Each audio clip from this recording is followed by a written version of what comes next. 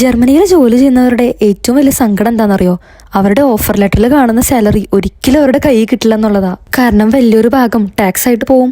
പക്ഷെ എല്ലാവരും ഒരേ ടാക്സ് അല്ല കേട്ടോ അവിടെ അടയ്ക്കുന്നത്. നമ്മുടെ ഫാമിലി സ്റ്റാറ്റസ് അനുസരിച്ച് നമ്മുടെ ടാക്സ് ക്ലാസ്സും ഡിഫറെന്റ് ആയിരിക്കും. നമുക്ക് സിമ്പിൾ ആയിട്ട് ജർമ്മനിയിലെ ടാക്സ് ക്ലാസ്സുകളെ പറ്റി ഒന്ന് നോക്കിയാലോ? ഇവിടെ പ്രധാനമായിട്ടും ടാക്സ് ക്ലാസ് 1 മുതൽ 6 വരെ ആട്ടോ ഉള്ളത്. അതായത് നിങ്ങൾ സിംഗിൾ ആയിട്ടുള്ള ഒരാളാണെങ്കിൽ നിങ്ങൾ ടാക്സ് ക്ലാസ് 1 ആയിരിക്കും കേട്ടോ.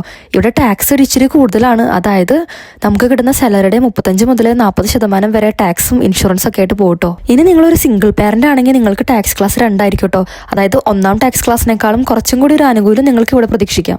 ഇനി നിങ്ങൾ മാരീഡ് ആണ്, നിങ്ങളുടെ പാർട്ട്ണറും ജർമ്മനിയിലാണെങ്കിൽ നിങ്ങൾക്ക് ടാക്സ് ക്ലാസ് 3ഉം 5ഉം ആയിരിക്കും കേട്ടോ. അതായത് കൂടുതൽ ശമ്പളമുള്ള ആൾക്ക് ടാക്സ് ക്ലാസ് 3ഉം മറ്റേ ആൾക്ക് ടാക്സ് ക്ലാസ് 5ഉം ആയിരിക്കും. ഇനി രണ്ടുപേർക്കും ഒരേ ശമ്പളമാണെങ്കിൽ ടാക്സ് ക്ലാസ് 4 ആയിരിക്കും കേട്ടോ. അപ്പൊ രണ്ടുപേരുടെയും സെയിം എമൗണ്ട് ഓഫ് ടാക്സ് ആയിരിക്കും പിടിക്കുക. ഇനി നിങ്ങൾക്ക് ഒന്നിൽ കൂടുതൽ ജോലികൾ ഉണ്ടെങ്കിൽ ഈ രണ്ടാമത്തെ ജോലിയുടെ ടാക്സ് പോകുന്നത് ഈ ഒരു ക്ലാസ്സിലായിരിക്കും കേട്ടോ. അതായത് ടാക്സ് ക്ലാസ് 6 ഇതിലായിരിക്കും ഏറ്റവും കൂടുതൽ ടാക്സ് പോവുക. ഇതിന് രക്ഷപ്പെടാനും ഇച്ചിരി പാടാട്ടോ. അപ്പൊ ഇങ്ങനെയൊക്കെ കേട്ടോ ഇവിടുത്തെ ടാക്സ് ക്ലാസ്സുകൾ.